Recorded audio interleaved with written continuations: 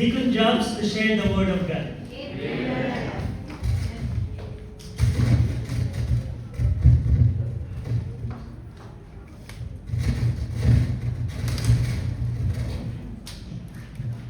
Blessed afternoon, brethren.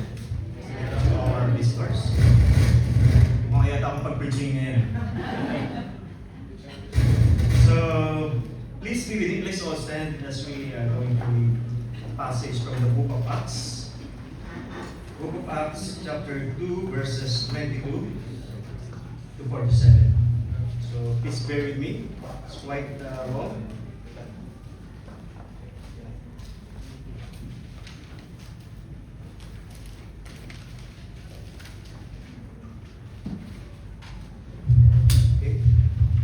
Please say amen to medyo na po kayo.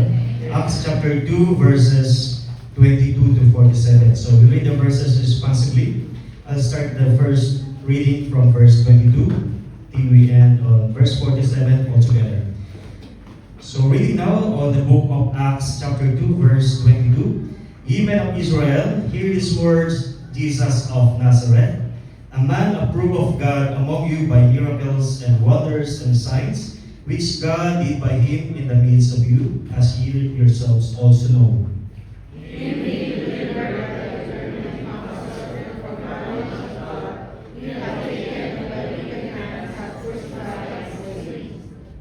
Whom God hath raised up, having loosed the pains of death, because it was not possible that he should be holden of it.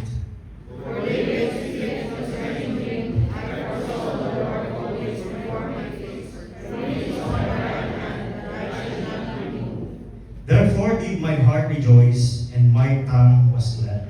Moreover, also my flesh shall rest in hope.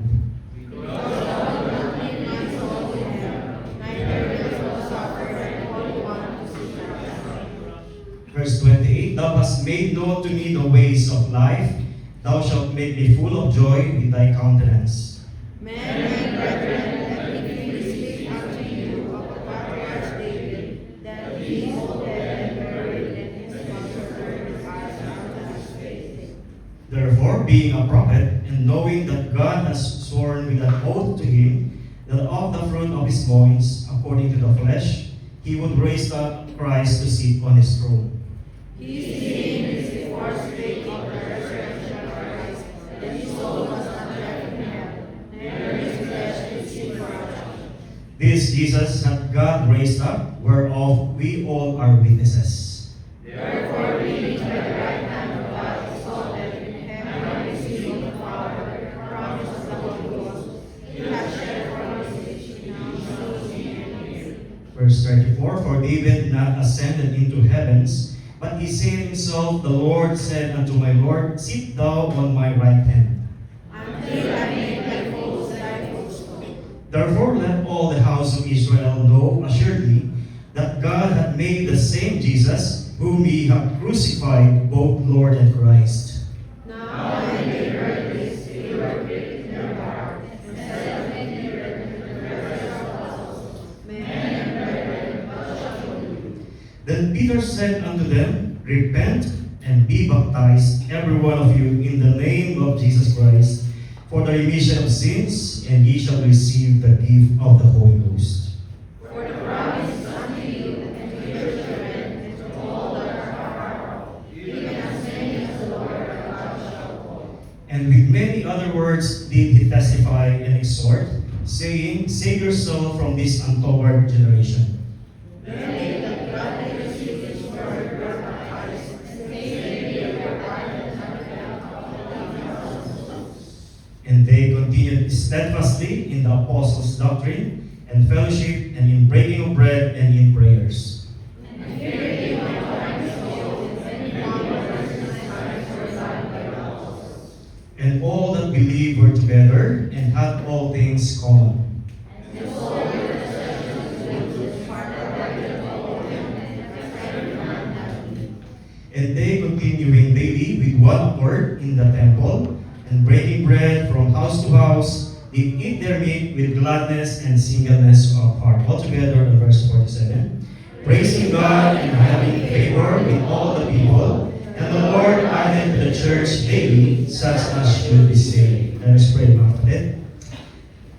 Dakilang Diyos, ang nasa langit, salamat muli sa pagkabasa ng iyong salita. Salamat, Lord, sa mga oras na ito. Kami po ay muli binigyan nyo ng pagkakataon, ng magkatipon-tipon muli upang pakainin ang iyong salita, Lord. Lord, be with me as I preach the word. Give me, O Lord, the utterance. I preach ko po ito with clarity, with boldness, and with conviction, Panginoon, sa mga tao, Panginoon, na kailangan pa ng kaligtasan. Lord, be with us by the empowering of the Holy Spirit. Ang mga salita ko lamang po ang mabutawi sa aming mga labi, hindi po sa aming kakayahan, hindi po sa aming karunungan, kundi sa iyo lamang po magmumula ang lahat ng ito. Ganun din po, patawarin niyo po ang bawat sa amin, sa lahat po ng aming nagawang mga pagkakasala, sa aming po mga naging karumihan sa looban ng isang linggo. Patawarin niyo po ang bawat sa amin. May you cleanse us, O Lord. May you cleanse us from all unrighteousness, from our filthiness, O Lord. Kami po ay humarap sa inyo ng kalugod-lugod. Give us a humble heart, give us a humble spirit, open our spiritual eyes, our spiritual mind, O Lord, sa mga salita mo, na ipapakain mo po, Panginoon, sa inyong mga anak. Lord, be with this church, and be with our visitors this afternoon. May you protect this place, even po sa lahat po ng aming mga kasama na nanonood through live stream. May you give them, O Lord, also the desire and passion for the lost souls, O Lord, and even our pastor, Itadel, together with Adel, sa Pilipinas po sila. May continue to protect them, O Lord, give them good health, at sa lahat po ng kanilang gagawin, be with them always, O Lord. Muli, ito po ang aming samang dalangin sa pangalan ni Jesus. Amen. So once again po, mga kapatid, you can sit down. So once again, isang magpagpalang ako po sa ating lahat. And I hope and pray that you are all doing good by God's grace. Amen. Sa looban ng isang linggo, of course, it's very tiring. Pagod tayo sa ating mga trabaho, pagod tayo sa ating mga ginagawa, ano man yung inatang sa ating trabaho. So at this time, meron tayong mga bisita. So praise God, nandito si Jonas sa ating kalagitnaan. Answered prayer si Ate Leslie. Kasi nakapag-on talaga si Jonas sa ating kasama. Even si Sister Joanne. Si Sister Luella, I think na nandito na siya last time. Second time si... kaya pamilya sa I know nabita natin si Ate Luella last time. So welcome muli, and Sister Joanne. So salamat sa inyong pauna. Pinaibigan o pumayag kayo sa invitasyon ni Sister Chin muli. So welcome po sa ating worship service, even our viewers from live stream. And at this time, I would like us to give a big round of applause to our men of the church. So, men of the church na talagang nagpapagamit sa gawain ng Panginoon through Wednesday live stream and even in Sunday discipleship and preaching service. So, kung wala kayo, baka nagsawa na kayo sa pagbubukan namin ni Deacon Arnold. So, amen. I praise God for your life. So, kung wala nga si Pastor noong, since the start na nagbakasyon sila Pastor, kabila na kami tayo dito, baka talaga nagsawa na kayo sa pagmumukha namin. So, I know it's quite, nervous talaga pagka tumatayo dito. Even yung mga first time, alam nila yan. Kahit nga ako, kahit nga si Pastor sinasabi niya, kapag ka talagang tumutok tayo sa pulpit, nagpapahayag tayo ng salita ng Panginoon, talagang nandoon yung kaba kasi nga we are preaching the Word of God. So anything na mali yung maituro namin, we will be accountable sa Panginoon. Kaya talagang kahit ilang beses ka na tumayo sa pulpit, talagang nandun pa rin yung kaba. But I praise God, hindi halatado sa mga tumayong preacher. Amen? Talagang hindi halata yung kanilang kaba because they know they trust the Lord sa kanilang preaching. Amen po ba? And wives, aren't you happy? Ginagamit ng Panginoon ang inyong husbands. So dati hawak namin ang bote, ngayon hawak na namin ang Bible. Amen po ba? Kung wala kami dito, baka natin tayo sa kamunduhan. Hawak-hawak pa rin ang bote. Alam niyo na pag sinabing bote, yung dati nating tuwi, di ba?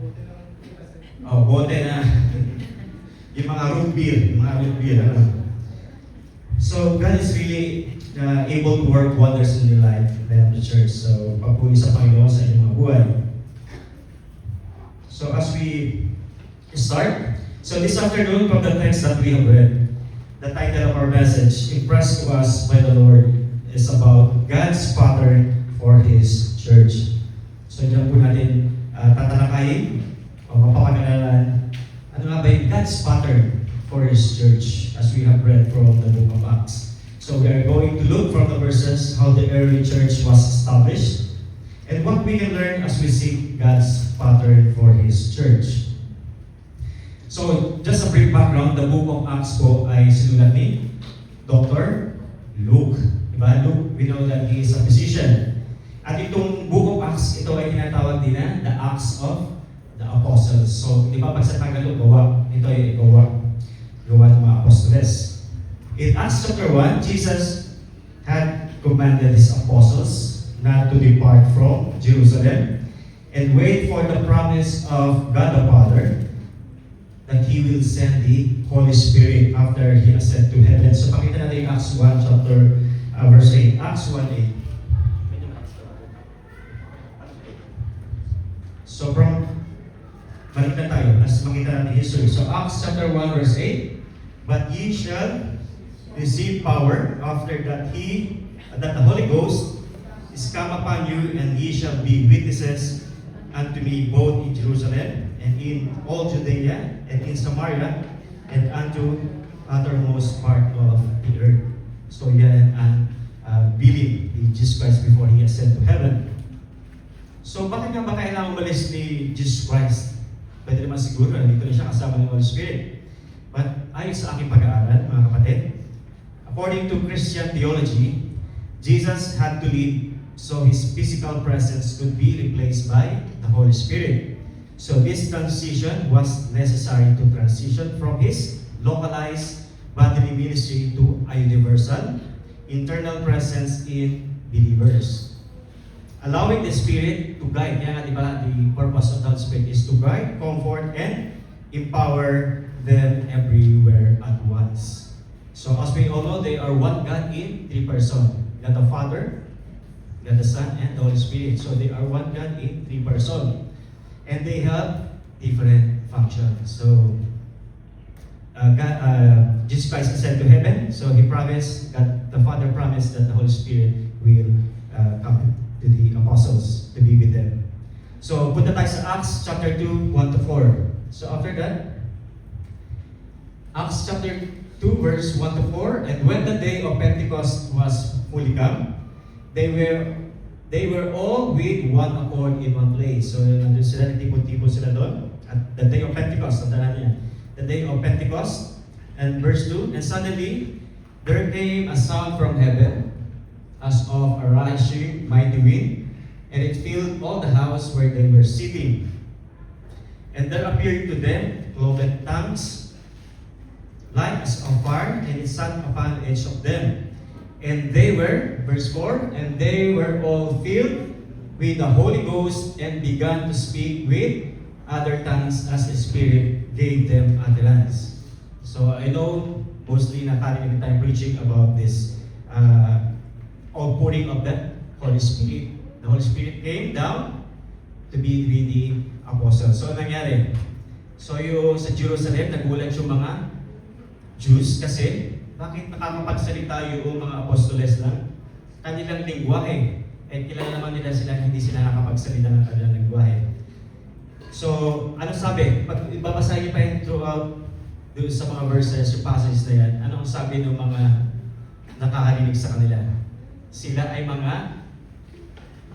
akala nila sa mga apostoles ay mga lasing. Yes. Baka lasing. Kaya alam niyo yung paglasing, di ba? Gumaganda nga yung kanta natin, ano? Gumaganda yung boses natin, ano saan yan? Pero pag dito, ayaw natin gamitin yung boses natin sa choir. So, they were filled with the Holy Ghost. So, tanda natin, the day of Pentecost was an amazing day. Kapita natin, Sister Yani OJ, yung Pentecost. Ano ba ibig sabihin ng Pentecost? So, Pentecost is significant in both the Old and New Testaments. So, Pentecost is actually the Greek name for the festival known in the Old Testament as the Feast of Weeks o Pista ng Linggo. Feast of Weeks o Pista ng Linggo. The Greek word means 50. It refers to the 50 days that had elapsed since the wave offering of the Passover. So the Feast of Weeks celebrated at the end of the grain harvest. So mostly after the grain harvest, they celebrated the Feast of Weeks. But in the New Testament, on that day, the Holy Spirit was given and the Lord's Church was born. So this is the start where the Lord's Church was born. The church that came into existence that day was a sight to behold. So titingnan natin from this, kasi kung maghanap tayo, di ba, may mga standard tayo even sa ating mga pinag-aaralan. May mga code of ethics tayo. So kung gusto nyo makita, ano ba talaga ang standard ng church? So we will see from this passage. So in the Bible, ang Greek name, ayan. Brother Jojo, meron akong Greek word dito, Brother Jojo. Ecclesia, church. Church means, the Greek word, ecclesia. So ito ay, ano yun? Greek word, ekanoia. Ekanoia, ecclesia. Translate to church or assembly. Church or assembly. An assembly of those who have been called out. So hindi po building ang church. So tandaan natin yan, hindi building ang church, kundi ang church is a called out assembly.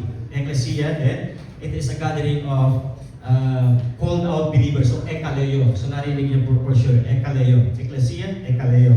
Called out assembly. So let us see the truths in here.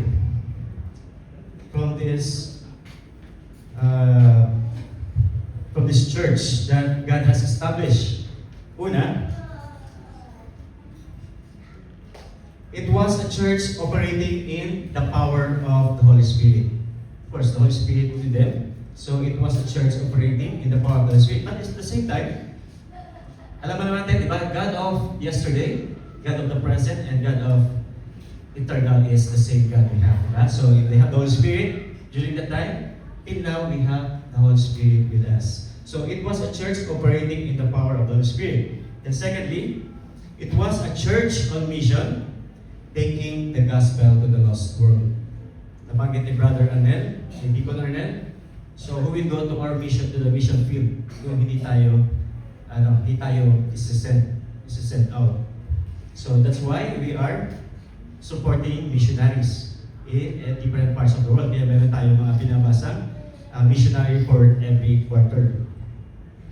Then thirdly, it was a church excited about its Savior, the Lord Jesus Christ. Then it was a church committed to holiness, obedience to the Word of God, and to worship. It was a church that was hated by the world around, but it was steadfast in the face of horrible persecution. So we have heard or we have studied that during this time talagang ang persecution ay napakalala, di ba? Pinapatay nila yung mga Kristiyano. Yeah, that's why ayaw ng mga Hudyo na may masave ang mga tao during that time. That's why there is persecution. And one persecutor, yung kilala natin? Si Saul, di ba? Si Saul. So si Saul wala pa dito. So makikita natin kailan ba si Saul napasama to preach the gospel. So at this moment, meron tayong chosen 11 apostle. Ang 12 si Matthias because they cast lots of us. So there are 12 chosen apostle. So it was a church that was hated the world around, but it was steadfast in the face of horrible persecution. It was a church that was growing as God added to it daily. So from the verses that we have read, una, ilan na say? 3,000, di ba? 3,000 plus. Yung pangalawa? 3,000 plus? 5,000, di ba? Tingnan natin, there's a 40. Saan makikita natin yung 3,000? Balikan natin yung Acts chapter 2. 241. Then they that gladly received his word were baptized, and the same day they were added unto them about 3,000 souls. Yung sumunod,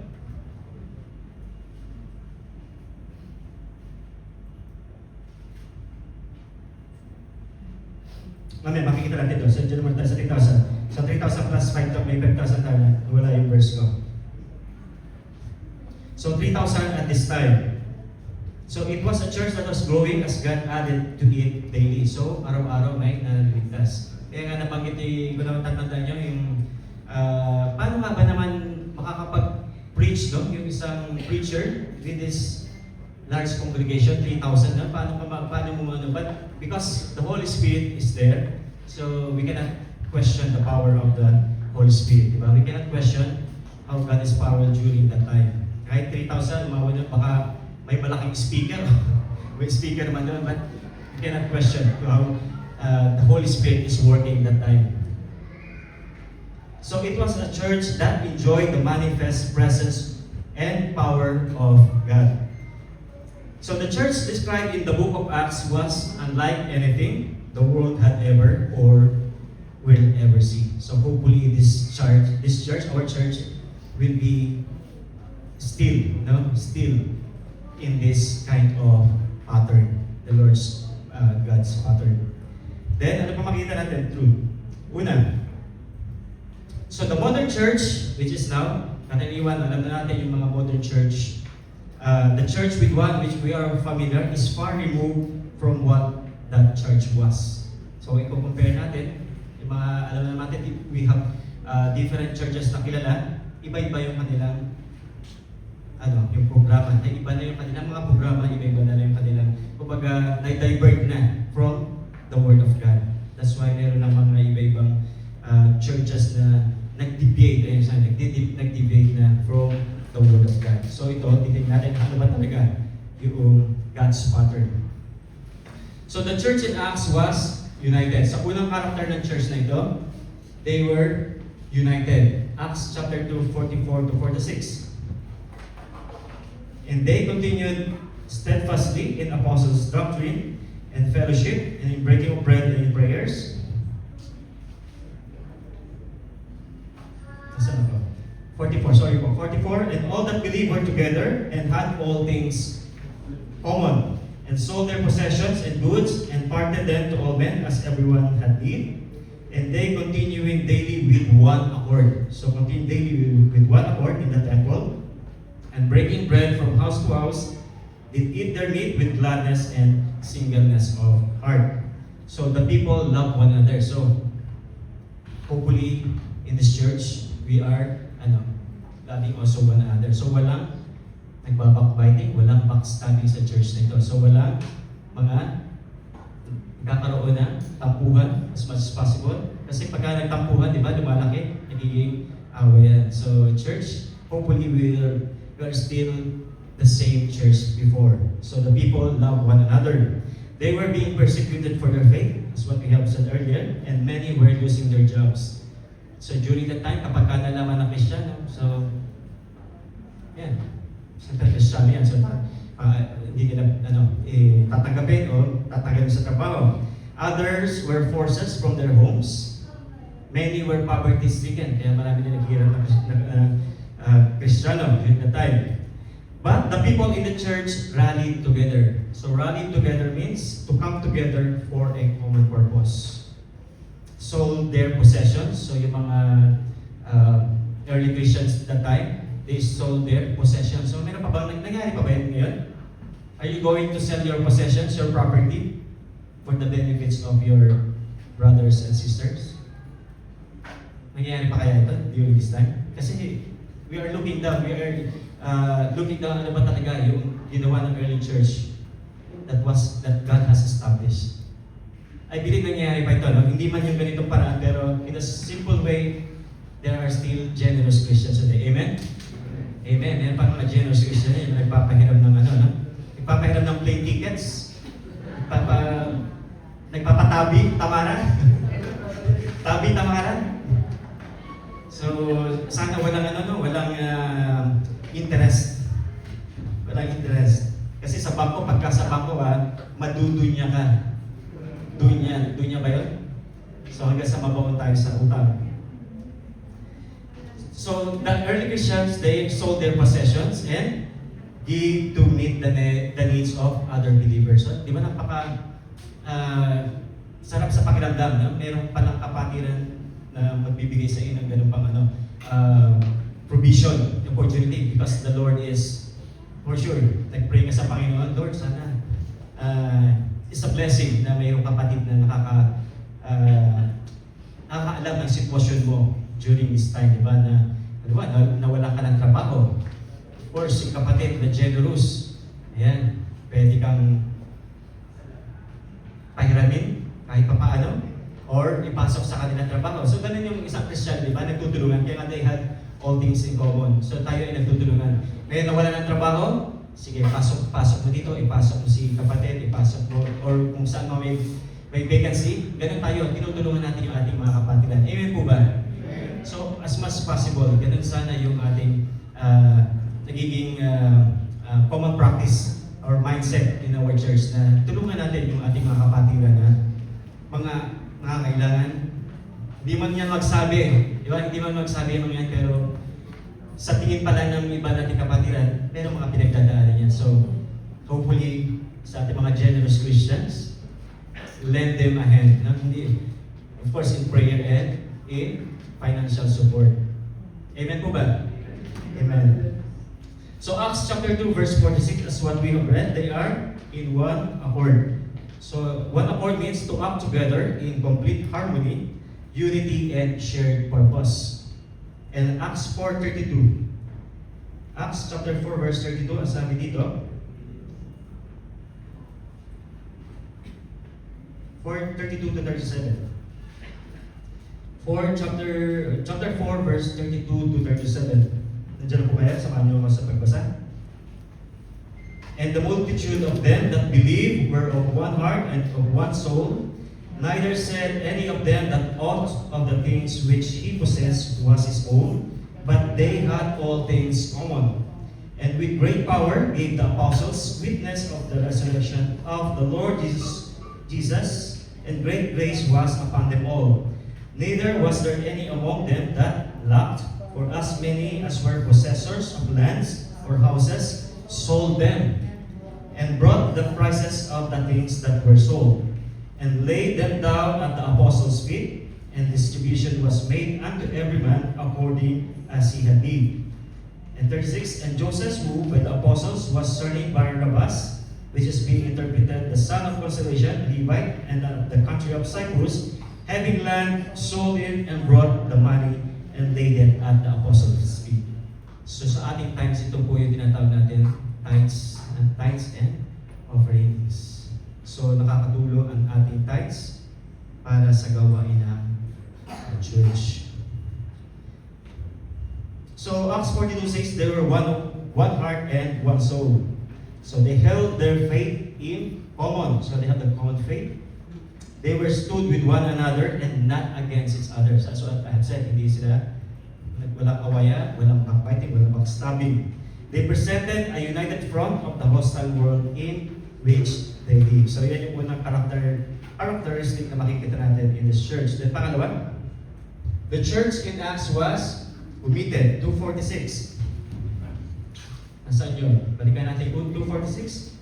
And they continuing daily with one accord in the temple and breaking of bread from house to house, they eat their meat with gladness and singleness of heart. So, ano makikita natin dyan? They were so committed to their worship of the Savior that they came together every day. So, every day, day to day. So, during that time, daily yung kanilang worship, mga kapatid. So, kung isipin natin, di ba? Daily nag-worship sila sa Panginoon. Tayo na nga lang, ilang araw yung ating worship? Sunday. Sunday, physical worship natin, every Sunday. Minsan, busy pa tayo sa ating mga ginagawa. Yes, meron tayong Wednesday live stream. Nasa tayo ng Wednesday live stream? Baka busy pa rin tayo. Just to share, no? Sa dati namin, and I believe this church also, merong Wednesday. Di ba? Wednesday, physical. Sa kabilang church, so sa dating doon, meron kaming Wednesday also. So it's a commitment. Bibiyahe ka ng Dubai to Sharjah. Weekdays po yun, Wednesday. So alam na natin yung kondisyon ng Dubai-Sharjah Road kung saan mang kayo dumaan, industrial area, Al-Nada, Sharjah, traffic. Then pagpunta mo pa ng Michael, St. Martin's, wala pang maparkingan. So, napakahirap ng parking. So, but it's a commitment, mga kapatid. So, despite of that, nagpatuloy ang mga early Christians this time. So, every day. Baka sabihin niyo naman, Brother James, iba na yung sitwasyon nun, iba na yung sitwasyon natin. Diba? Baka sabihin niya, daily. So, wala naman imposible sa Panginoon, di ba? Daily nga, basta nandun yung commitment. Yun na nga lang, isang araw sa Panginoon, minsan, wala pa tayo. So, how much more gawin daily ng Panginoon? So, let's not get in our mind, mga kapatid. So, they didn't just go to church on Sunday. They came to church every single day. So, that's a commitment. Meron tayong mga commitments sa ating worldly affairs, but in the church, bakit di kaya natin ma-commit it 100%? Nabanggit ni Share Brother Dennis, baka ang lakad pa rin natin sakang. Kanang paas sa mundo, kaliwang paas sa church. So sakang pa rin. Dapat kapag committed ka 100% or tumid na yung lakad mo, which is, eto na, committed ka na sa Panginoon. Amen po, mga kapatid? Amen. So, commitment. So, they were committed in the face of persecution and hatred. Tingnan natin yung Acts 7. Isa ba example? Si Stephen, Acts chapter 7, verse 59 to 60. Acts 7, 59-60. Pakibasa ko natin.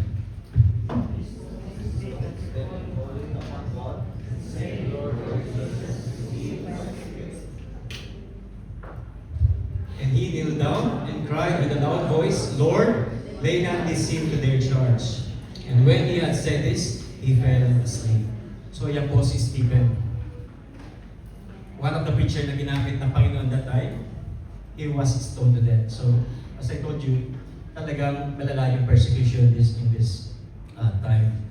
And sino pa? How about yung in Acts chapter 4 and 5, din natin ang babasahin kasi talaga mahaba siya. Acts chapter 4 and 5 to 5, si John and Peter. So kasama rin dito sila John and Peter. John and Peter were arrested and beaten for their preaching. So if you have time, basahin natin yung buong Acts. Nandiyan lahat ng mga apostoles ng Panginoon na ginamit. But they faced horrible persecution and hatred. So the whole church operated under the threat of persecution, jail, and death. So tingnan natin yung Acts 8, 1 to 3. Acts chapter 8, 1 to 3. Ito na, si Saul. Acts 8, verse 1. And Saul was consenting unto his death, and at that time there was a great persecution against the church, which was at Jerusalem, and they were all scattered abroad throughout the regions of Judea and Samaria, except the apostles. Then yung Acts 9, 1 to 2. Acts chapter 9, verse 1 to 2. And Saul, yet breathing out threatenings and slaughter against the disciples of the Lord, went unto the high priest. And 2, and desired of him letters to Damascus, to the synagogues, that if he found any of this way, whether they were men or women, he might bring them bound unto Jerusalem. So, andoon talaga yung si Saul, nung hindi pa siya converted. So, he's a persecutor of the Christians. So, kailan na-save si Paul? And alam niyo, brother Lloyd, I believe nag-preach siya about this one, in the road from road to Damascus. So, itutuloy niyo yung chapter 9, ibinasa natin, nandun na si Paul. Paul was blinded. Paul was blinded by the Lord. So, nagsalita ang Panginoon. Saul, why thou persecutest me? So bakit mo pinipersecute ang aking church? So doon na-realize ni Paul, Julian, what you had me to do, Lord. And that's the time na pinadala yung isang disciples in the name of Ananias para i-bless si Paul o si Saul para makakita muli siya. And that's the time that Apostle Paul began the ministry. So amen. So wala yung posible sa Panginoon, di ba? Persecutor ka, mamamatay ka, makasalanan ka, kapag ka nilinis ka ng Panginoon, you are, the Lord will save you. The Lord will cleanse us. The Lord will save us from all our unrighteousness. Amen po ba? Amen. So, sino pa? So another characteristics of this church, the church in Acts was powerful. The church in Acts was powerful in the early church enjoyed the power of God in their midst. So they saw people saved on daily basis. That's what we have read on Acts 2:47. So dito lang tayo ikot doon sa book of Acts that we still have some parallel verses. Acts 2:47, praising God and having favor with all thy people, and the Lord added to the church daily that should be saved. So they witnessed miraculous conversions during that time. So they saw God deal with hypocrisy in Acts chapter 5, 1-10. Sino nakakaalam ng story nito? Ananias and Sapphira. Kilala niyo si Ananias at Sapphira? Namatay dahil sa pira. Diba? Ano yun? Sabihin sa brother, sacred yun, sacred yung pinamatay, pero alam niyo na. Namatay si Ananias and Sapphira dahil sa pira. So ano yung context po nun? Acts 5, 1-10. Acts 5, 1-10. But a certain man named Ananias with Sapphira, his wife sold a possession. Second, and kept back part of the price, his wife also being privy to it, and brought a certain part and laid it at the apostles' feet. So pinagbili nila yung kanilang ari-arian. Nag-promise sila to give it to the apostles' feet. So as what I've said, is the same time natin ngayon as the tithes and offering. But Peter said, Ananias, why had Satan filled thine heart to lie to the Holy Ghost? So presence of the Holy Ghost that time, and to keep back part of the price of the land. So talaga pagdating sa pera, talagang ang hirap bitawan. 100,000 sweldo mo, ibibigay mo magkano? 10% sa tithes? 10,000? Sana mo na? 100,000? 10% ibibigay mo na, ang laki. Sometimes ganun yung, natin, di ba? Hirap bitawan ng bagay na talagang kapag doon ka naka-anchor sa pagdating sa pera, hirap bitawan yan mga kapatid. Why has it remained? Was it not thine own? And after it was sold, was it not thine own power? Why hast thou conceived this thing in thine heart? Thou hast not lied unto men, but unto God. So, hindi tayo nagsisinungaling sa tao, kundi sa Panginoon. So, kung ano man yung ating binibigay sa church, it's between you and the Lord. Kung ano man, magkano man yung sweldo natin, alam niyo na kung ano yung 10th part of your salary para sa Panginoon. And Ananias, hearing these words, fell down and gave up the ghost. And great fear came on all them that heard these things. 6, and the young man arose, wound him up, and hid him out, and buried him. Then 7, it was about the space of 3 hours after when his wife Sapphira came, not knowing what was done, came in. And Peter answered unto her, tell me whether you sold the land for so much? And she said, yea, for so much. Then Peter said unto her, how is that ye have agreed together to tempt the Spirit of the Lord? Behold, the feet of them which have buried their husband are at the door and shall carry thee out. So mamatay na ng asawa mo dahil sa nangyari. Dahil sa paglalay niyo sa Holy Ghost. Then, ang sabi, then fell she down straightway at his feet and yielded up the ghost. And the young man came in and found her dead and carried her forth, buried by her husband. So, kapabalik lang din nung naglibing sa kanyang asawa. So, nabalita niya, namatay rin pala namatay si Ananias. Then, after that, namatay din si Sapphira because they lied to the Holy Ghost. So, ano yung makikita natin dito? Namatay si Ananias and Sapphira dahil sa pira. Because mahirap yan, no? Ninangako tayo sa Panginoon. Pinangako natin ito yung ating tithes. Then, isa pala tayo sa mga Koha tithes.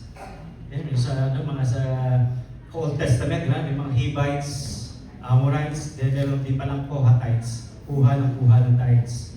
But it's up to you, mga kapatid. It's between you and the Lord. So they witnessed many miracles and many manifestations of the power of God. So in this passage, marami sila, or Book of Acts, marami silang pinagaling.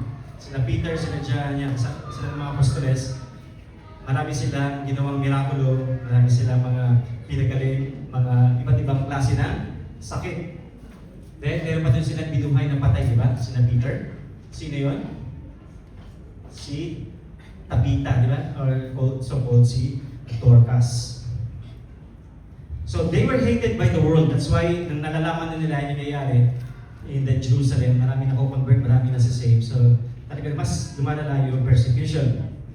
But they witnessed many miracles and many manifestations of the power of God.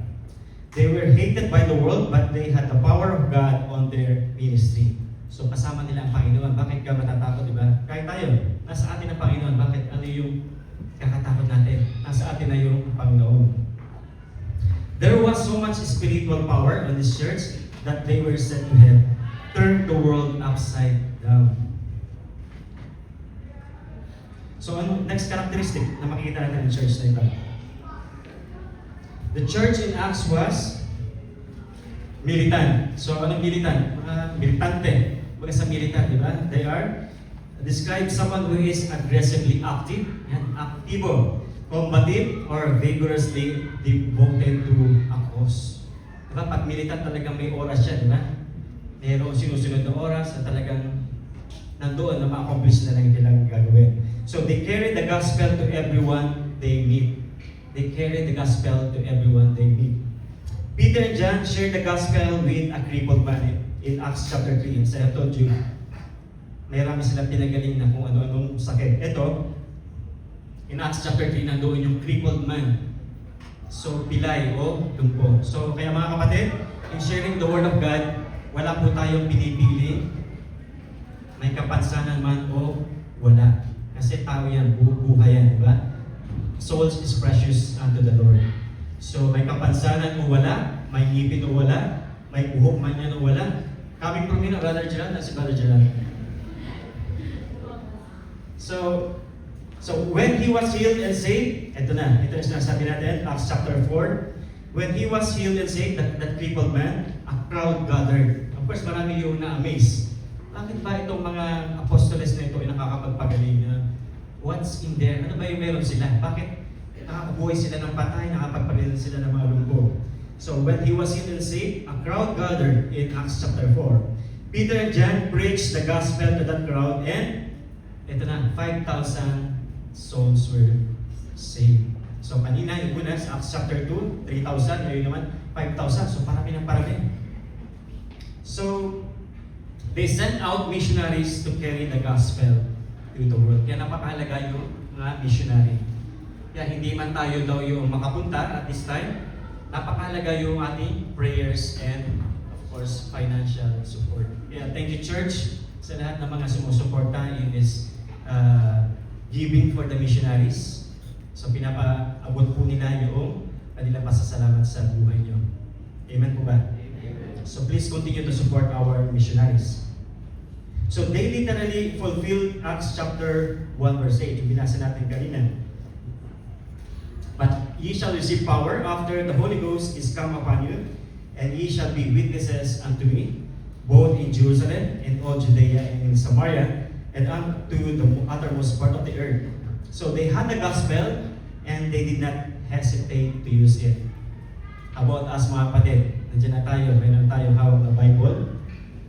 Kaya na, hawak ko ang bote, and hawak na natin ang Bible. So, what are we going to do? Sana hindi natin binubuksan na yung mga Bible natin during Sunday or Friday or Wednesday. Sila daily. So they have daily devotion. How about us mga kapatid? Let us be blessed or let us be challenged by this church. So Holy Ghost, they had the gospel and they did not hesitate to use it. So yan yung pagiging militant. So another characteristic, reminder lang po, hindi pa po ito yung points natin ha. Hindi pa yung point 1, point 2. Wala kayong nakikitang point 1 ha, point 2. So huwag niyo muna isara yung mata nyo.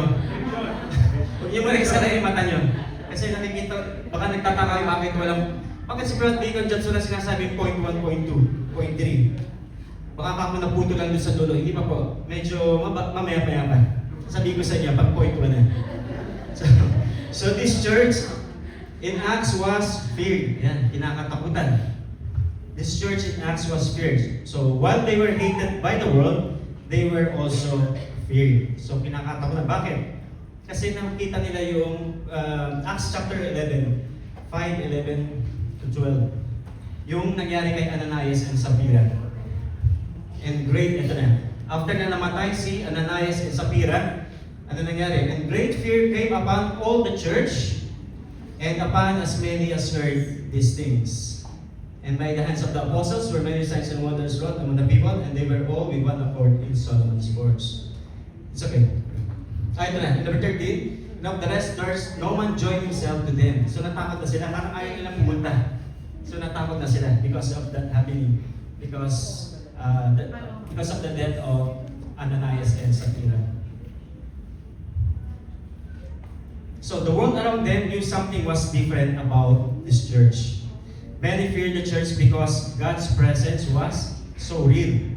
So talagang ramdam nila yung presensya and power of the Holy Spirit during the time. In our day, the church is just a mere shadow of what it was designed to be. Hopefully na, mga kapatid. So the modern church lacks many of the characteristics that made the early church such a wonder to behold. So ano nga ba ang modern church ngayon? Una, the modern church. The modern church is divided. So, hindi pa po ulit yung first point natin. So, the modern church is divided. So, nagkakaroon tayo ng faction-faction. Meron natin preaching, meron dito sa kapila, Batanggenyo, Kapampangan, Ilocano, Tagalog, and meron mga Bisaya. So, nagkakaroon ng groupings. Ang nangyayari, salit na tayo ay mag-fellowship. So yung kung sino na lang yung kagrupo mo, yun na lang ang pina-fellowship natin. So sana hindi po naging ganoon yung ating attitude towards our brethren. Nakita natin, they were one in accord in this church. They were one in accord. So hindi lang yung dahil si kumare, si kumpare, o si best friend, yun lang ang ating i-fellowship. So hindi po. So we should be in one accord. They are breaking and bread and fellowship. We are in singleness of heart, in one accord. Because of our denominations, doctrines, problems, real and perceived, all combine to divide the church into small, isolated groups that refuse to accept those who are different. Baka mamaya, nagbubulungan na kayo ni sister o ni brother laban doon sa kapatid. So, hopefully, wala po tayong ganun. Hindi ka lang nabigyan ng baon ng palaman, may pandesal, pero sa kapatid may pandesal, may palaman, hindi namigay. Kami, hirap-hirap kami ilulukin yung pandesal. Tapos si sister, si brother, may dala nung cream cheese. Yeah, sarap na may palaman ng cream cheese.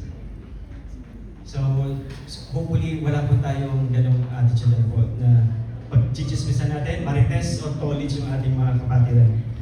So, next characteristic ng modern church. The modern church is uncommitted. Ito na, kanina committed, ito uncommitted. Most people in our generation treat the church like it is expendable. Ano ba yung ibig sabihin? Expendable. Easily replaced or not worth saving. Kaya marami nowadays yung nag-church hopping. Diba? Pag ayaw na sa church na ito, na-offend sa church na to, nakaramdam lang ng tampo o yun yan, no, dahil may appendicitis, pumunta sa taas, doon na sa taas, service.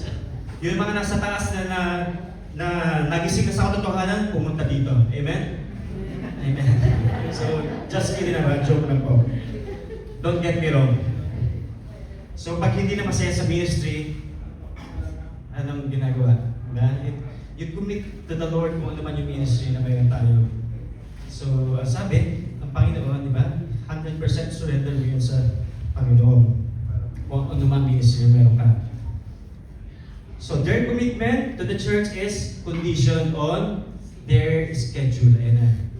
Nagkukumit ka lang dahil, base doon sa schedule mo. Ay, hindi ako pwede bro, hindi ako pwede sis. Kasi busy ako. So, nandoon yung inconvenience pagka magkakaroon sasali kasi sa music. Iisip mo na hindi na ako makapag-shopping. hindi na ako makakapunta ng ibang Emirates para kasi may ministry na ako. Kasi pag na-involve ako sa ministry, talagang 100% dapat 130 nandito na, choir members. Amen po ba? Amen. So, ang ating discipleship, 2:30. I hopefully wala pa kayong itching ears sa mga binabanggit ko mga kapatid. It's just a reminder.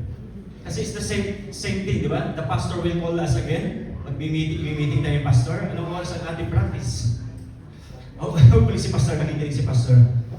So, ganun po yung timings natin, yung commitment natin kung tayo ay nasa ganitong ministry. We have to be on time. Okay, so hindi po sa oras natin. So kapag alam nyo ma-traffic, mag-a-adjust na po tayo. Hindi po ba? I-adjust na natin yung ating timings para hindi tayo malate sa ating service. Para mahina yung amen. Amen. Amen. Kasi given na po talaga yung traffic. Kasi I've said, ito Sunday na nga, di ba, nagta-traffic. How much more weekdays yung service? Yan, Monday, Tuesday, hanggang Friday. Friday na, siguro medyo hindi na rin gaano kasi off na ang share dyan ng Friday. So siguro hindi na masyadong pa-traffic na tayo. So their commitment to the church is conditioned on their schedules, their routines, their convenience, or the whims of the moment, or yung pabigla-bigla desisyon. There is no real commitment to the mission of the church, the worship of the church. Diba? Kung kailan gusto umattend, doon tayo attend. Mas nabibigyan pa natin na time yung kapag may nag-invite pa sa atin, di ba? Pag nag-invite, syempre buffet. Buffet, birthday, or anumang event dyan. Buffet, syempre, lalo pag Atlantis Atlantis doon sa gastronomy. Sarap doon. Sa gastronomy. Sarap, hindi pa makakain doon mga kapatid. Narinig ko lang. Kasi mahal daw. So baka lang may generous dyan. Baka magbe-birthday. So gastronomy ito sa Atlantis. So huwag yung huwag yung oras ng service kung mag-iimbita kayo. Amen. Huwag yung time ng service. So the modern church is afflicted with a take it or leave it attitude. So parang hinahampa natin ang Panginoon dyan, di ba? Parang hinahampa natin ang Diyos in this aspect kasi lagi natin ginajustify. Kahit malate ako sa pag-church, at least nagsimba ko, di ba? Hindi nakita na bakante yung upuan. So parang din yung mindset ng minsan ng ibang Kristyano. Kahit malate ka, at least present ka. Yung mga iba dyan, ang sabi, di ba? Hindi nga nyo kasama pero ako ay spiritually present. Kaya yung mga bakanteng upuan again, baka beware nung baka maupuan nyo po. Yung mga bakanteng upuan. Kasi spiritually present daw sila. So, often those in positions of leadership are the worst offenders. So, may mga ganitong church. So, hopefully wala dito. Positions, iba nga yan, may mga position of leadership. So wala po sana sa atin dito ganitong situation. So church, makikiusap po sana ako sa inyo na kung may nasabi po ako or na-offend kayo in any way, mas maganda po yung sabihin nyo na doon sa kapatiran o sa naka-offend sa inyo kung ano yung bagay na nasabi or nakasakit sa inyo. Amen po ba? Mas maganda nagsasama ng maluwat kapag maluwat.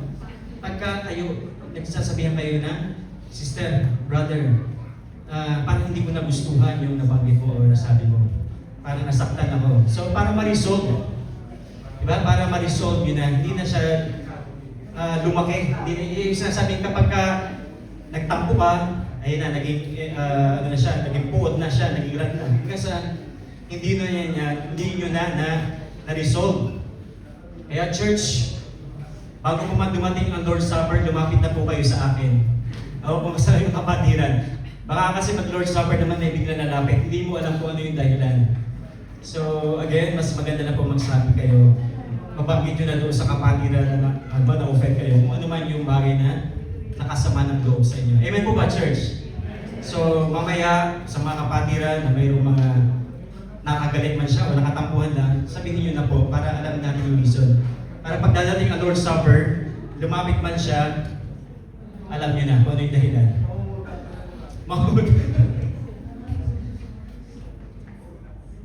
Okay, so let's continue mga kapatid. Just to cheer you up mga kapatid. So ito, pastors, deacons, preachers, Sunday school teachers, and other leaders should set an example of faithfulness. So tayo mga preachers, we have to be an example to the church. Kasi we preach faithfulness, but baka hindi nakikita naman sa atin yung pinipreach natin. Kaya nga, di ba? You practice what? You preach. Hopefully, hindi tayo mga lip service lamang. Lip service. So, yan. Sasalita lang. Then afterwards, we can mingle again with the world. So, again, practice what you preach. So, the next characteristic, nakita natin, the modern church is powerless. The modern church is powerless. Lost people come into our churches and there is little to no conviction. Kasi nag-imbita tayo, but anong nakikita nila? Kaya, syempre, titingin niya sa atin, di ba? Kasi, ano ba talaga yan? Bakit nga ba ako nag-i-invite? Tapos, hindi pa naman nakikita yung difference na sa labas at yung dito. You know what I mean, di ba? Nag-i-invite tayo for them to hear the word of God, diba? And for them to be saved as well. Pero, baka hindi naman nakikita yung yung gustong ipagawa sa atin ng Panginoon na sila ay ma-convicted through us. In many cases, the people in the pews are not so different from the lost people in the world around them. Kaya kung ano yung nakikita nila sa mundo, ay ganun din pala sa loob. So sana hindi mo na ako in-invite. So they will get upset. So church members give little attention to prayer, daily worship and devotion, and personal holiness. As a result, when we gather for our meetings, they are often lifeless, powerless, and lacking in the manifest presence and power of God. So lost people come into our churches, but see no difference in us. So this is just a reminder mga kapatid, how we will present your life. Being a Christian, then hindi rin pala makakitaan, di ba, ng difference. So the church today is doing everything in its power to make itself more attractive to the lost world. So, as I've said, mayroong mga nag-debate ng churches. They are just doing everything just to dumami yung kanilang members. It's about yung membership na lang. So wala na sa quality, diba? Wala na sa quality. Quantity na yung ibang church. So ano yung mga yun? We lower our standards. We water down our sermon. So ito yung mga sugar-coated na preaching. So sinu-sugar-coat para nga naman hindi na makasakit. Kasi kapag ka nasaktan nyo si kapatid, aakit na naman yan sa taas. Diba?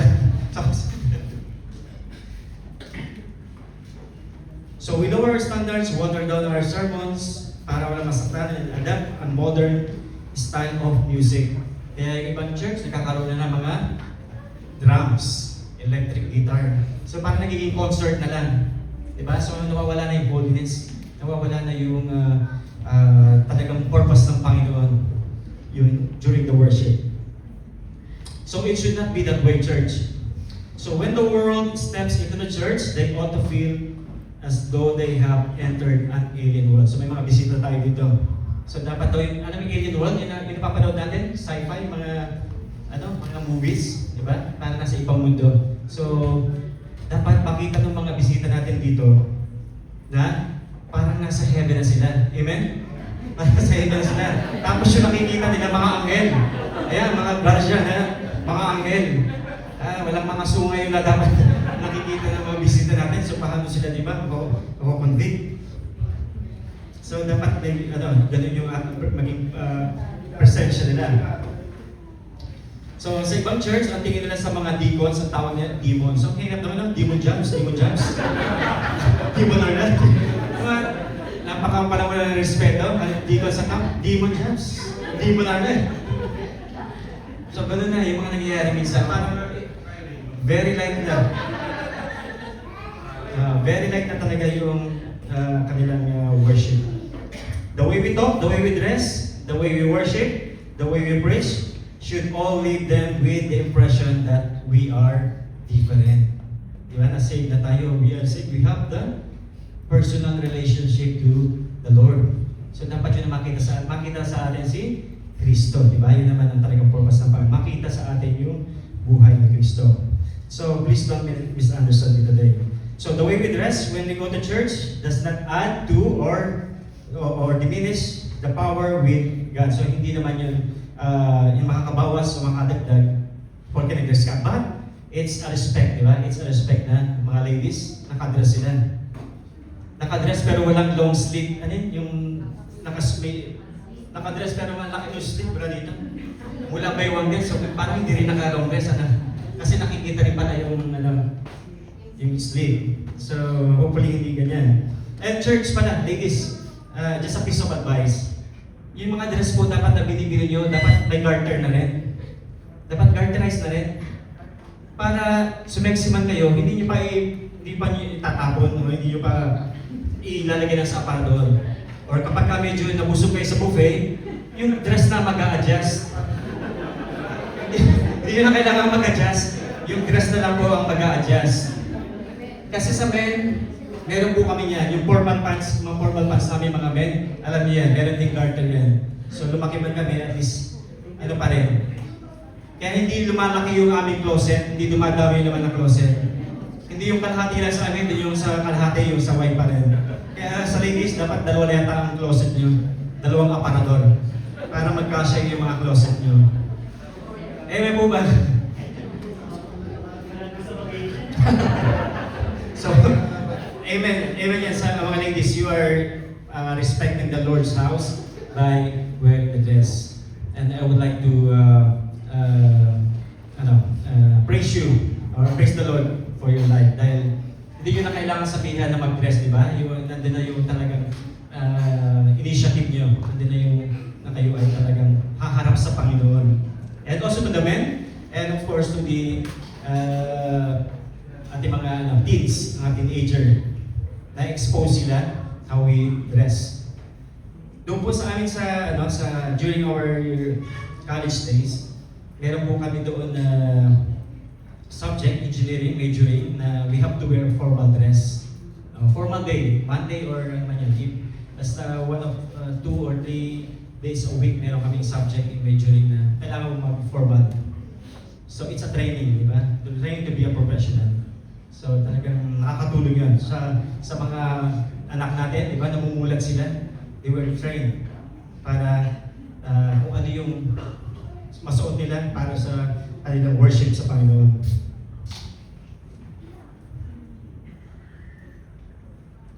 So our choice of any music style should be based in a desire to worship and magnify the Lord, and not from the desire to attract the world. If we are going to impact this world for the glory of God, we won't do it through our music or through the subtle changes we make to attract the world. So, membership. The purpose of membership, para dumami lang yung membership, gagawin ng lahat para dumami ang kanilang mga members. So, if we are going to impact our generation, we will do so through the power of God's Spirit only. So, His touch must be on our singing, our preaching, and our church. We need divine power, as what we have read from the early church. If we are going to make a difference, we can sing hymns, or praise and worship choruses, and none of it matters unless it has the breath of God. Amen? As long as nandiyan ang Holy Spirit is with us, it has the breath of God on it to glorify our Lord. So, ito na mga kapatid, our first point. Our first point, amen? Amen. First point. His church preaches the right message. So from the early church, His church preaches the right message. So ano yun? Yung verse 22 to 37, so again, medyo mahaba siya. It says about the Savior. it says about the Savior. Acts chapter 2 verse 22, yun ang isang verse doon. 2:22. Ye men of Israel, hear this word, Jesus of Nazareth. Jesus of Nazareth. A man approved of God among you by miracles and wonders and signs which God did by him in the midst of you, as ye yourselves also know. So the message affirms that Jesus God is in the flesh. So nagkatawan tao ang ating Savior. So siya po ay nagkatawan tao. On verse, tingnan natin John 1:1. Pinapatunayan po yan ng Bible, of course. John 1:1. Ano sabi sa John 1:1? In the beginning was the Word, and the Word was with God, and the Word was God. Then jump tayo doon sa verse 14. So sino ito? And the Word was made flesh and dwelt among us, and we beheld His glory, the glory as of the only begotten of the Father, full of grace and truth. So ito po yung ating Savior na nagkatawang tao.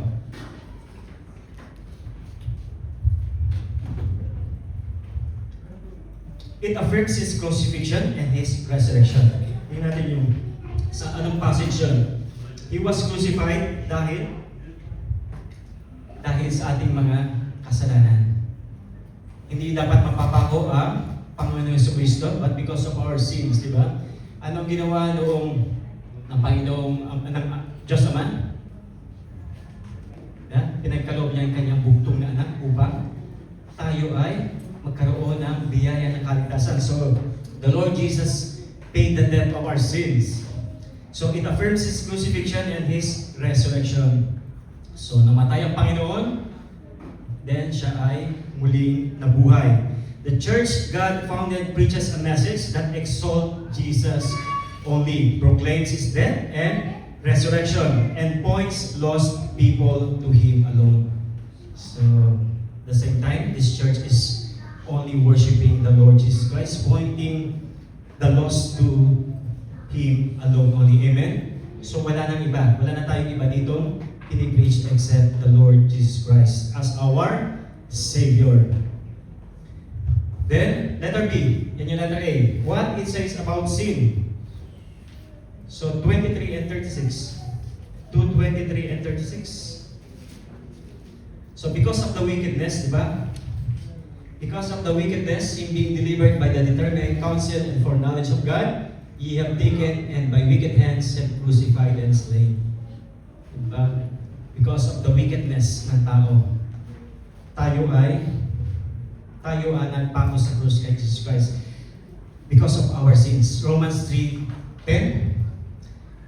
Romans 3:10, sabi sa Romans 3:10. As it is written, mga kapatid, and to our visitors, there is none righteous, no, not one. So, walang matapat sa atin because we are all sinners. Then 3:23. Romans 3:23. Romans 3:23. For all have sinned and come short of the glory of God. For all have sinned. So lahat po tayo ay nagkasala except the Lord Jesus Christ. So Romans 6:23. So ano magiging kabayaran ng kasalanan? That's why, letter B, what it says about sin? 6:23. Romans 6:23. For the wages of sin is death, but the gift of God is eternal life through Jesus Christ our Lord. So only the Lord Jesus Christ will save us. So it warns the sinner to turn his sins. Binasa sa 2:40, ang toward generation. It is a plain message that confronts sinners where they live. So sa mundo talagang nandoon ang kasalanan. And letter C, what it says about salvation. Verse 38 to 40, Acts 2, 38 to 40. Yes. Acts 2:38. Then Peter said unto them, anong gagawin? Repent and be baptized. So sa ating mga bisita, kapatiran, then Peter said unto them, repent and be baptized every one of you in the name of Jesus Christ for the remission of sins, and ye shall receive the gift of the Holy Ghost. 39.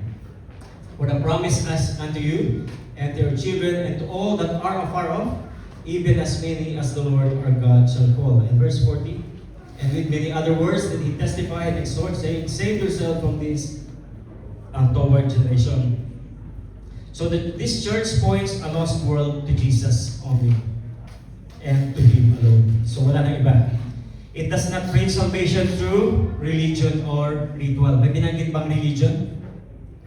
Meron pa bang religion? Diba? Walang makakapagligtas sa atin na about kung ano man yung ating religion. Ano yung makakapagligtas sa atin? Ito yung ating personal relationship sa Panginoon. Diba? Baptist tayo because we are called Baptist because we are practicing, bakit ba tayo Baptist? Paano sasabihin natin sa ating mga kapatiran o sa mga nagtatanong sa atin, anong religion mo? Makapagligtas ba yung religion mo? So we are Baptist because we are practicing the only because we are saved by the grace of God. We are saved, we are Baptist because we are truly being blessed by the grace of God. So it says about salvation. So Ephesians 2:8-9. Ephesians 2:8-9. For by grace are you saved through faith, and not that of yourselves. It is not of works, lest anyone should boast. So it's all by faith. So it holds Jesus up as the final and only solution to the problem of sin. So si Jesus Christ lang ang makapaglinis sa atin ng ating mga kasalanan. So only Jesus Christ. So it preaches a transcendent message that speaks to all social classes, all races, and all sinners. Kaya nga, walang pinipili, social classes, mayaman ka, mahirap, ano man yung iyong lahi, hindi tayo namimili, di ba? Hindi tayo namimili ng share ng gospel. Ano man lahi yan? Diba? It's a precious soul to the Lord.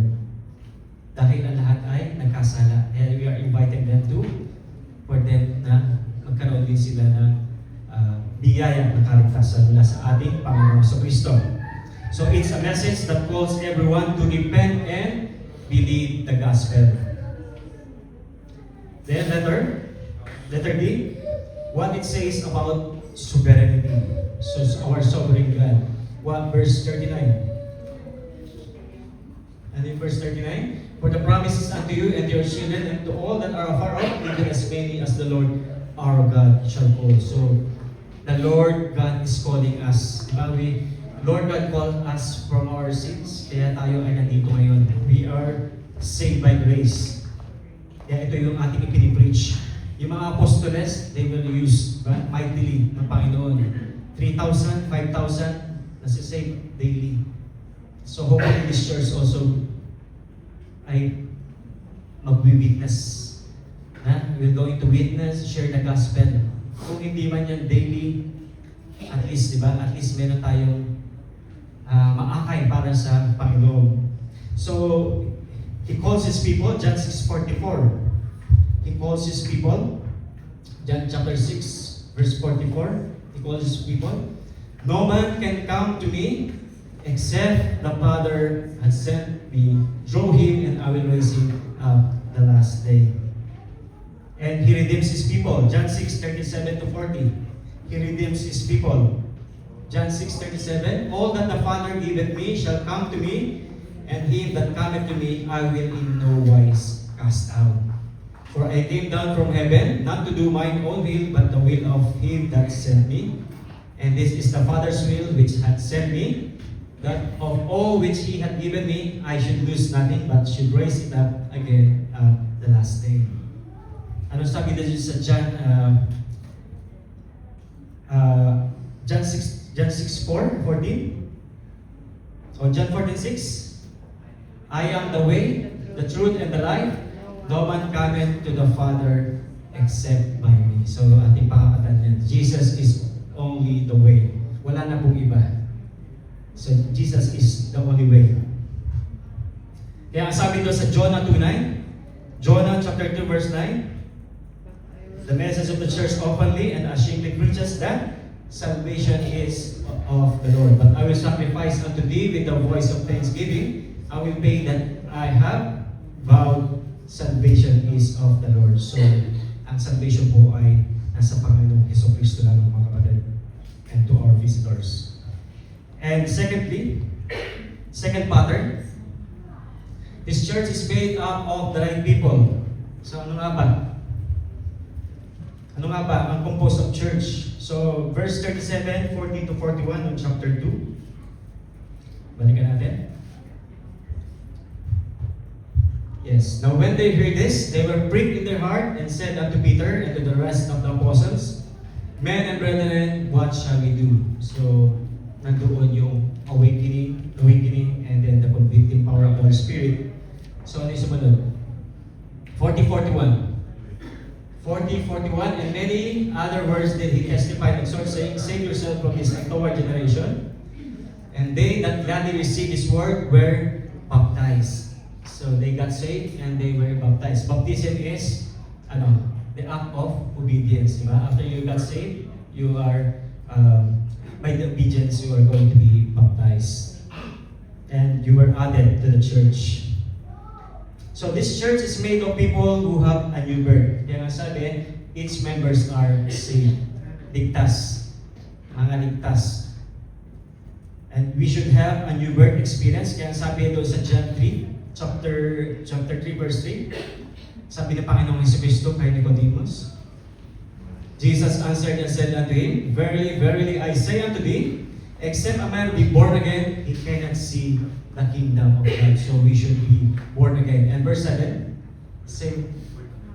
Marvel not that I said unto thee, ye must be born again. So born again is not a religion. So born again is an experience. Amen? So born again. So you must be born again. So the tendency in the modern church is to fill it up with tears at whatever the cost. Ano yung alam yung tears? With parable of wheat and tares. Pakita natin yung illustration. Ayan.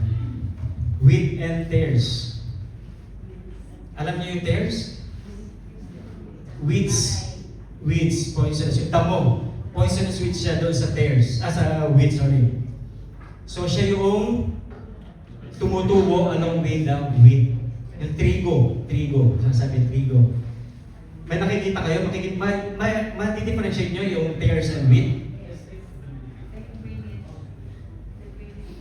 Yes, you can say the greenish, parang weeds siya. Pero, ang sabi dito, tare means unwanted weeds that grow in grain fields that grow among the wheat and look nearly identical to the crop. So almost the same. Kaya mahirap, minsan di ba? Mahirap i-identify kung alin yung wheat and tares. Pero poisonous pa siya, weeds siya. So, hindi siya pwedeng bunutin during this time kasi masisira yung crops. So, kailangan yan, yung anihan na, doon palang isa-separate yung tares sa wheat. So, just as tares mimic wheat, false teachings or insincere believers can closely resemble the real faith. So, hopefully sa atin, wala mga tares. Diba? Satan will do all he can to plant tares. Alam natin yan. Satan will do all he can to plant tares among the wheat. He knows that few tares will devastate the rest of the church. So isa mang tares yan. Pagka na-poison na yung buong church, doon nababagsak ang church. So hopefully sana wala tayong mga tares. So we should do everything in our power to ensure that we are a redeemed membership. And letter B, each members are separated. So una, saved member, then separated members. Ano yung ibig sabihin nito? The church walked in the apostles' doctrine and fellowship. So they broke all their ties with the old life. So dati nandun tayo sa makamundo. Now, inalisa tayo ng Panginoon doon. Inamuna tayo sa kaligtasan. So we are now having a new life. So we are born again. We have a born again experience. So they came to Jesus Christ by faith and they were transformed by the grace of God. Ano yung 2 Corinthians 5:17, familiar verse? If any man be in Christ, He is a new creature. All things are passed away. Behold, all things are new. So wala na dapat yung ating mga old life, past life natin, because we are new creature. So no redeemed child of God will have a problem honoring biblical standards of separation and holiness. Ano yung sabi sa John 14:15? If you love me, keep my commandments. If you love me, keep my commandments. And 1 Peter 1:16, God wants His people to be holy because it is written, be holy for I am holy. And He wants His people to be different. 2 Corinthians 6:14, be not unequally yoked together with unbelievers, for what fellowship hath righteousness with unrighteousness? And what communion hath light with darkness? So dapat din na tayo pamayo, Tagalog, pamatok. Yung hindi naman ibig sabihin hindi natin kakausapin yung mga believer because we still have to reach them, di ba? Ibig sabihin yung mga old ways, yung mga kasalanan na ginagawa nyo dati because you already separated. That's why don't be unequal yoke with unbelievers. Then letter C, its members are steadfast or unwavering. So they were all faithful. They showed up when it was time for worship and daily. Daily they are worshiping the Lord. So everyone did their individual part for the common good and for the glory of God. So God expects His people to be faithful to His worship and His word. Ano sabi sa 1 Corinthians 4:2? 1 Corinthians 4:2, moreover, it is required in His word that a man be found faithful. So doon na sa ating mga timings. Again, just a reminder. Mga timings natin. I know ito yung common na marinig nyo, di ba? Pag-iusapan natin yung ating faithfulness, doon pa lang sa time medyo uno na tayo, di ba? Medyo doon na tayo nalalaglag. So hopefully, your commitment, yung inyong faithfulness, yan ay ang tinitingnan natin ng Panginoon, hindi na yung tao. Hindi tayo nag-set ng time is because of dahil sa tao. Ito ay para sa Panginoon. Then letter D, its members are servants. In 44 to 45. Ano yung sabi sa 44-45, Acts chapter 2? And all that believed were together and had all things common, and sold their possession and goods and parted them to all as everyone had need. So hopefully mangyari pa rin ito sa atin. That's what it was, being servants. So this church was marked by selflessness. Selflessness, hindi selfishness. Di ba? Alam naman yung difference. Selfishness, ang sarili lamang. Kaya nga nakita natin yung verse during early Christians. They are selflessness. They are selling their property for their kapatiran sa kanilang mga brothers and sisters na nangangailangan. So the members cared about the needs of others and they did everything in their power to meet the needs of their fellow believers. Napakagandang pakinggan niya, gano'n. May nagkikare sa'yo ng kapatiran. Pero hindi naman tayo nagkakaroon ng yung tinitake advantage natin ay si kapatid. Ba? Huwag natin gagawin yan dahil pinahiram tayo ng something or tayo ay binigyan tayo ng ganitong favor or blessing. So sana hindi mag-take advantage. Diba? Maya, ginagawa natin advantage yun. Ito ulit-ulit na natin. So, it's you and between the Lord, mga kapatid. So the church displayed its love not merely in words, but in actions, and that is the true test of spiritual love. Tingnan natin Philippians 2:4. Philippians 2:4. Look not every man on his own things, but every man also on the things of others. So malinaw. Ano pa yung karaniwan natin? Galatians 6:2. Bear ye one another burden. So yung kapatiran na pa rin, yung talagang selflessness. We look for others, other believers as well. Hindi lang talaga yung pangsarili natin. Tingnan natin yung John 3:17 to 19. John 3:17 to 19. Ito magandang illustration to. John 3:17 to 19. For God sent not His Son into the world to condemn the world, but the world through Him might be saved. First John, sorry po. First John, sorry. First John 3:17 to 19. Ayan. But whoso hath this world's good and seeth his brother have need, and shutteth up his bowels of compassion from him, how dwelleth the love of God in him? Kung ikaw nga naman, di ba, sagana ka, meron ka, di ba, may kakayanan ka tumulong. Pero nakikita mo, naglalaway na yung kapatiran mo dahil wala na makain or something. Di ba? Ang sabi doon, di ba, nasa iba yung pag-ibig ng Diyos. Mapapasa iba yung pag-ibig ng Diyos kapag inaayaan natin na yung ibang kapatiran natin, may pangangailangan, hindi natin i-address. So my little children, let us not love in word, neither in tongue, but in deed and in truth. And hereby we know that we are of the truth and shall assure our hearts before Him. So we are all servants, that's why. So we have to serve our brethren as well. Then third point. Ito na, third point na po. Malapit na po tayo matapos mga kapatid. His church follows the right program. So his church, during the time, they follow the right program. So they worship together as a family. They worship together as a family. Verse 42, then 46 to 47. Ano makasasabi natin dyan? Makikita natin dito.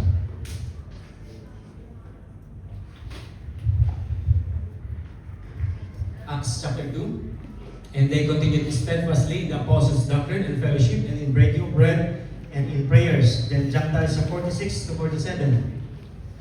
And they continuing daily with one accord in the temple and breaking bread from house to house, they eat their meat with gladness and singleness of heart, praising God and having favor with all the people. And the Lord added the church daily as should be saved. So they worship together as a family. Kaya tayo dito sa community, we are all family. So dapat hindi tayo kakaroon ng mga schism, yung mga bagay na karoon ng away ang mga kapatiran. So this church met together for prayer, for instruction in the Word of God, and for worship. Their common goal was to grow in their faith. Ayan, diba? Mas maganda yun, nag-grow tayo sa ating faith, and to praise and worship the Lord, who redeemed them from their sins. So Paul described this kind of desire in Philippians 3:10. Sana ganito yung desire natin mga kapatid. Philippians 3, verse 10. That I may know Him and the power of His resurrection and the fellowship of His sufferings, being made conformable unto His death. So, to want to know God is to want to understand Him to the greatest degree possible. And it is to act on that knowledge by bowing to Him in humble worship. Kaya napakahalaga talaga ng worship natin sa Panginoon. Amen? Kaya huwag tayo malilig sa ating worship. Because yung time natin, yung pag-attend natin ng on time is still a ministry sa Panginoon. Kung sa trabaho, hindi tayo nalilate, bakit sa pag-church? Gusto natin lagi tayo nalilate, di ba? Kahit nga pagka may interview tayo, talagang dapat maaga pa lang nandun na tayo. Pero tayo dito, inimit natin yung ating master, di ba? So, church, hopefully, and I'm praying na talagang we will have our commitment to the Lord. Di ba? Fully committed sa ating pagdating doon sa ating mga timings. So there is nothing more lovely than when the saints of God come together in unity to worship and praise our Redeemer. So we are a family that worship the Lord. Then letter B, ito, napakalaga ito, letter B, they work together as a team. So the apostles and yung mga they work together as a team of 44-45 to 44 to 45. Right? And all that believed were together and had all things common, and sold their possession and goods, and parted them all to all men as every had need. So they work as a team, diba? Tinutulungan nila yung kanilang mga kapatiran na nangangailangan. So this church had their common goal, the common good. They work to benefit the group. Kaya kapag nangangailangan yung isa, of course, dapat yung mga generous nating kapatiran, we will try to help our brethren na nangangailangan. So God has not called us to sit and do nothing. Nabanggit kanina, hindi lang tayo nakaupo, di ba? And do nothing. So dapat magagamit din tayo as a group. Kaya nga, di ba, group is a team effort, di ba? Team effort. Hindi lang yung ikaw magaling mga brainstorming pagka nagkaroon ng group, di ba? Meron ka mapapansin mo talaga yung mga parang nakatingin na lang na negosyo na lang na pero makikita mo talaga doon kung sino yung nag-perform well. But the Lord wants us to work together as a team. So to work to benefit the group, God has not called us to sit and do nothing. He has called us to go to work and to work together for the glory of God. Amen po ba, kapatid? So lahat tayo dito ay binigyan ng Panginoon ng pagkakataon to share the gospel to the lost, to worship together.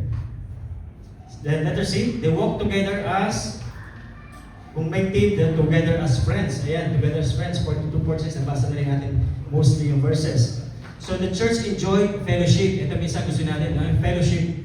Minsan fellowship, eating, fellowship, eating fellowship. Breaking of bread and singleness of heart. So meron doon sila ng Lord's Supper during that time. So a church is not a social club. Tatanda natin yan, hindi ito social gathering. Atin tayo, then uuwi. But few things create a bond-like good Christian fellowship. So few things contribute to the unity of a church, like the members coming together to serve the Lord as a family. So we are one here, we are one family. We are on the same team, mga kapatid, and we are serving the same Master. Amen? We are serving the same Master. We are headed to the same heaven. Amen? Ayaw ng Panginoon, di ba, na mawala yung buhay natin, di ba? Ayaw ng Panginoon Diyos. Ang alam naman natin, because of John 3:16, lahat gusto ng Panginoon na masave. That's why pinagkaloob niya ang kanyang buntong anak. Surely we can walk together as we make the trip there. So ano sabi sa Philippians 1:27? Only let your conversation be as it becometh the gospel of Christ, that whether I come and see you or else be absent, I may hear of your affairs, that ye stand fast in one spirit, one mind, striving together for the faith of the gospel. And lastly, they witness together as saints. So they witness together as saints. So we are all saints, di ba? So we should witness together as saints. So hindi lang iasa natin doon sa ibang kapatiran yung pag-witness. So all of us are, so nabanggit sa una yung pagiging servants natin. We are all servants. So this church was not ashamed of their message, but they all worked to spread it to a lost world. Kaya nasa Jerusalem sila, they went to Judea and Samaria and uttermost part of the earth. The Lord still desires that His people share His message with the lost. Kaya nga dapat i-proclaim natin yung Matthew 28:19-20. Ano ito? Yung greatest commission. Sabi doon sa Matthew 28:19-20, Go ye therefore and teach all nations, baptizing them in the name of the Father, and of the Son, and of the Holy Ghost. And the last point, mga kapatid, na makikita natin dito, His church obeys the right Lord. So, una, letter A, their Lord is powerful. Their Lord is powerful. That's what we have read on verse 41, 43, and 47. So this church was made of the right kind of people carrying out the right kind of ministry. Thus, they enjoyed the blessings of God on their efforts. So the word that He added to their number daily. He manifested His power through wonders and signs. He caused the community to take notice of the work of the church. Tingnan natin sa verses 43 and 47 again. 43 and 47. Acts 2:43 and 47. Their Lord is powerful. And fear came upon every soul, and many wonders signs were done by the apostles. And 47. Praising God and having favor with all the people, and the Lord added to the church daily as should be saved. So this church was feared and respected by the community. So hopefully, our church, hindi tayo nadidibig sa ganitong pattern. So that same kind of blessing is still available to the right kind of church. And letter B, the last one. Their Lord is personal.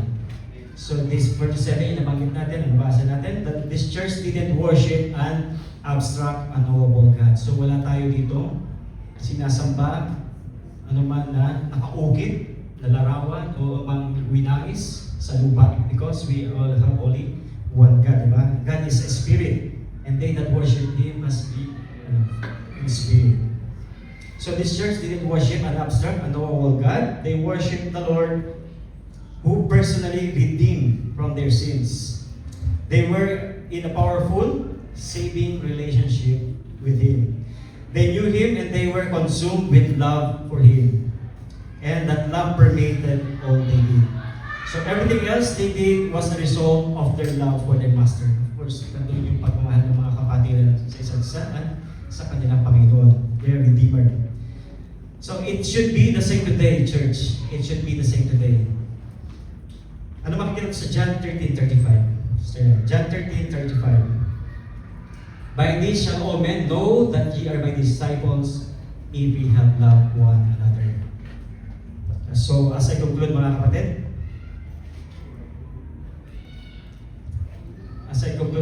I will ask you these questions. So how well does Calvary fit the pattern?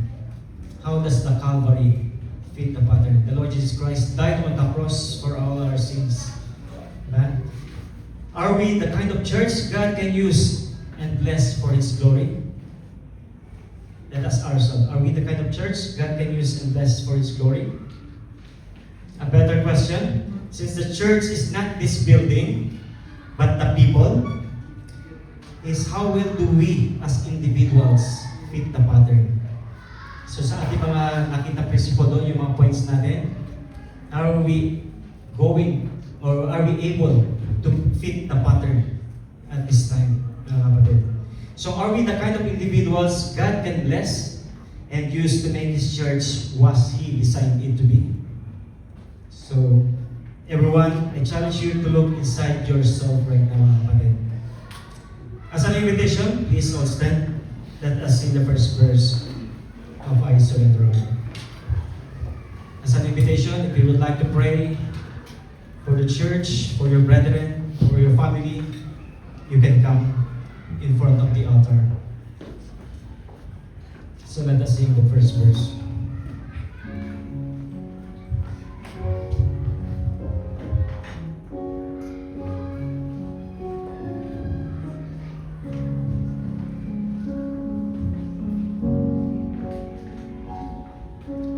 All to Jesus I surrender all.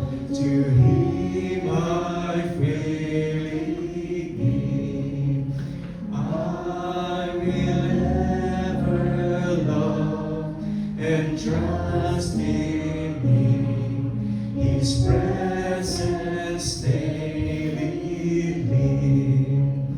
I surrender all. I surrender all to Thee, my blessed Savior. I surrender all. While every head's bowed, mga kapatid, to our first time and regular visitors, are you saved? If not, do you want to be saved? Our visitors or our regular visitors. If the Lord Jesus Christ is talking to you right now, come to Jesus right now and be saved. You can come to the altar and pray. If the Lord is calling you, and to all the believers, are you really fully surrendered to the Lord? If not, come and surrender all to Him fully right now. Are you a faithful member of the church, mga kapatid? If not, repent of that sin and get faithful to the Lord. Are you committed to the ministers of the church, mga kapatid? If not, repent of that sin and get busy. Are you a servant of the Lord and His church, mga kapatid? If not, repent of the sin and go to work. And if you are in a position of leadership, are you doing what you need to be doing, mga kapatid? If not, repent of that sin and set the right example for the rest of the church and for the watching world. Please come forward as you pray, for you want to offer it to the Lord. If you want to surrender, please come forward. You can kneel down and pray to the Lord. Let us sing the second verse.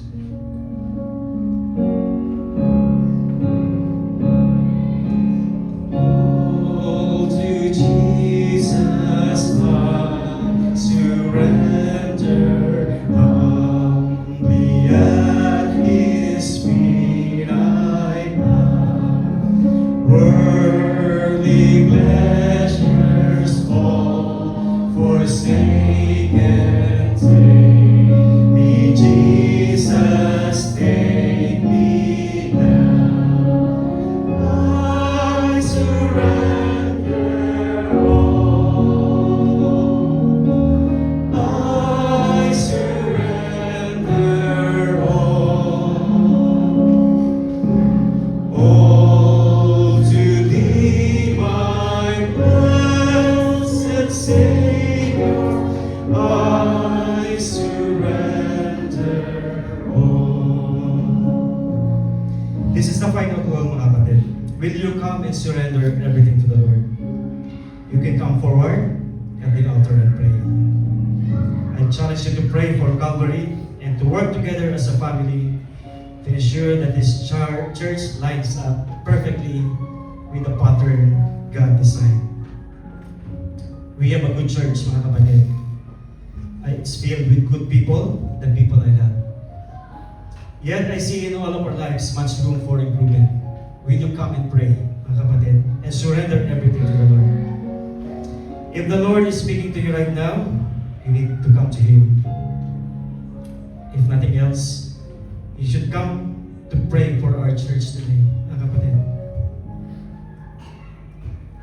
So let us pray, mga kapatid. Dakilang Diyos sa mga nasa langit, salamat muli po, Panginoon, sa pagkahayag ng inyong mensahe sa mga sandaling ito, Lord. Salamat po sa Banal na Espiritu for guiding us, empowering us, Lord, sa mensahe po ng aming narinig. Salamat po, Panginoon, sa salita mo na nagbigay, encouragement, challenge, Panginoon, sa bawat isa sa amin kung paano kami, Panginoon, as church ay iyong gagamitin as what the early church have been used mightily, O Lord, by the empowering of the Holy Spirit, as well as you are the God na in the presence of the Lord. Lord, sana po hindi po kami yung modern church na maraming mga negative characteristic, Panginoon, na ayaw po napag-aralan. But still, we're in the right kind of church 2,000 years ago, Panginoon. The same church, Panginoon, na inyo pong tinayo 2,000 years ago, Lord. Lord, we come to you as a church. Anything na nakikita mo po sa bawat isa sa amin, nawa po, punan niyo po ang aming mga pagkukulang. And even po, Lord, sa aming mga bisita na inyo pong tinalaan. Salamat po, Panginoon, sa kanilang presensya. And may you talk to them, O Lord. May you convict them, O Lord, by the power of the Holy Spirit. Sila niyo po ay ma-awaken, Panginoon, and ma-quicken, Panginoon. Sila niyo po ay makaranas po ng biyaya ng kaligtasan na nagmumula lamang sa inyo, Panginoong Kristo. Lord, be with us as a church. Natagpuan niyo po ang bawat isa na tapat na naglilingkod, O Lord, sa inyo pong pagdating. Lord, salamat po sa inyong mensahe. Salamat po sa lahat po ng kapatiran. Naging sa lahat po ng mga nakikinig o nanonood through live stream. May you bless them also, Lord. May their life also be challenged with this message. And once again, Lord, kayo po ang nakakakita ng aming mga pangailangan, yung aming po mga nilalapit sa inyo through our prayers at this time. Sila man po ay nakatayo o nakaluhod, be with them, O Lord. May you answer our prayers according to your will and purpose, Panginoon. Muli, ito po ang aming samudalain sa pangalan ng Jesus. Amen. You can be seated now, mga kapatid. Thank you po.